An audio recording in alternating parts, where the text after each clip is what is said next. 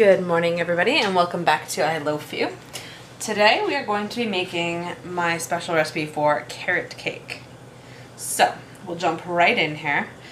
We are going to start with our white sugar in our bowl, and to that we're going to add our vegetable oil.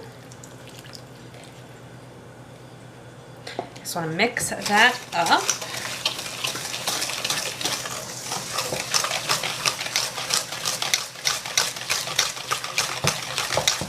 Doesn't need to be super mixed, just together. And we are going to add our eggs right in there. Now we want to get those nice and mixed up.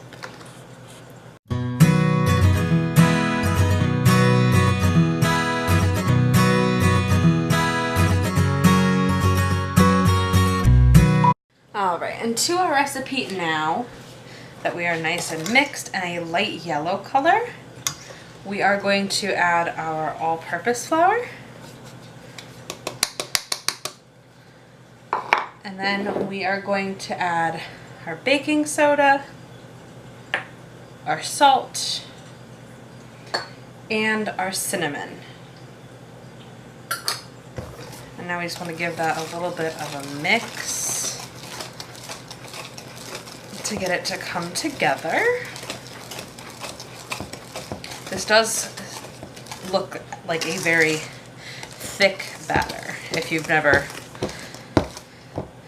made a carrot cake from scratch, it does tend to usually look a little bit thicker than a regular batter to start with. So now I just want to tap off my whisk, which is a little bit loud here.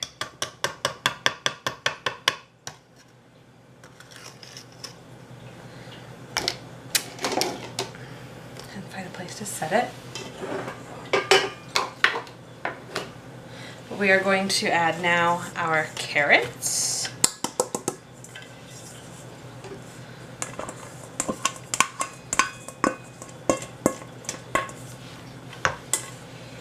And I use fresh minced ginger, which I have pre-minced, which we want to add now.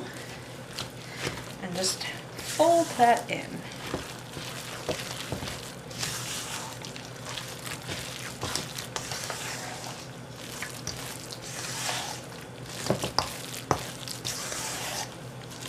You'll see that's nice and mixed here.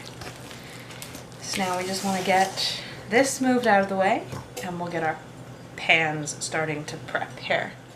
Alright, so we'll set that aside. And this is enough for 2 8-inch pans.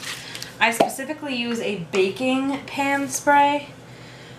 However, you can use something different. If you are going to use a regular pan spray, such as Pam or something of the sort, you want to cut a piece of parchment paper, the same size as the bottom of your pan, just to line it.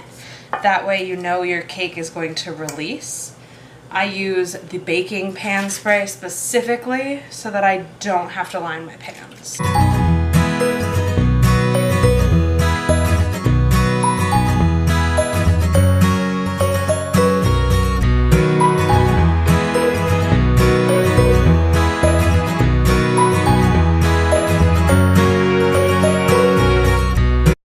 Now we are going to take our pans and our cake batter, and we just want to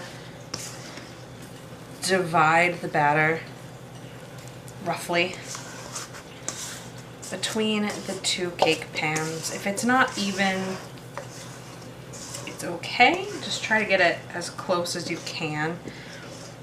If they're not completely even, one will take a little bit longer to bake. Not that that's an issue.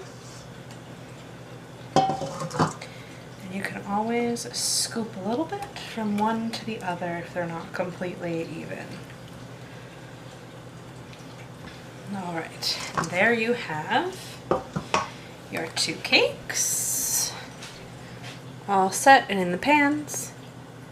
We will get these right into the oven back there. And we're going to set our timer for probably about 25-30 minutes. and then we'll just check in. All right, our timer just went off, so we are going to check in on our cakes. They look pretty good, but they are still jiggly in the middle. So I'm going to leave these in for another 10 minutes, and we'll come back and check again at that point. All right, our cake timer has gone off again. So we are going to just pull open. And now we are going to do our toothpick test. And it is coming out clean in both of our cakes. So we will get these pulled right out of the oven.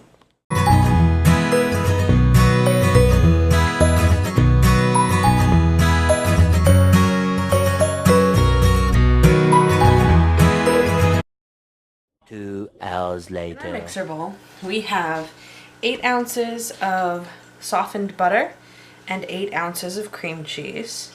So we just want to beat that up so it's all mixed together before we add anything else.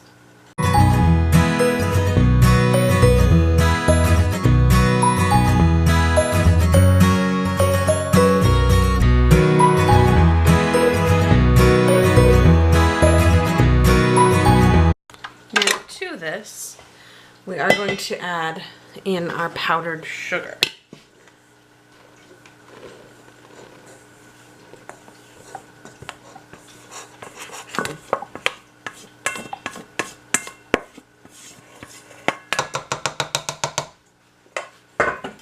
And we just want to get that mixed up.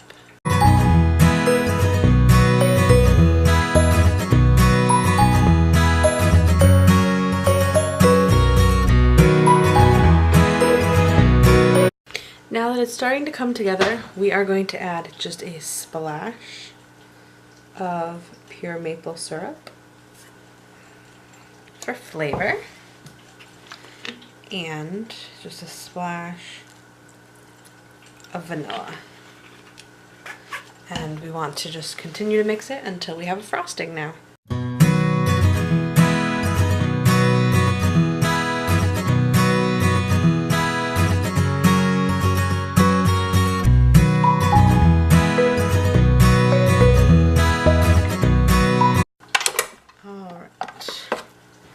So it looks like we have a nice stiff buttercream texture cream cheese frosting. So we will just remove that from the mixer, and we want to get this in I do it in a piping bag. You don't have to do it that way, it just makes life a little easier for frosting the cake. And we will get into frosting the cake. I'm just going to show you what I do to prep and then actually put the cake together while you guys watch. I'm not going to give you a play-by-play right now of frosting and decorating the entire cake. I will do that in the future if that's something that you would like to see.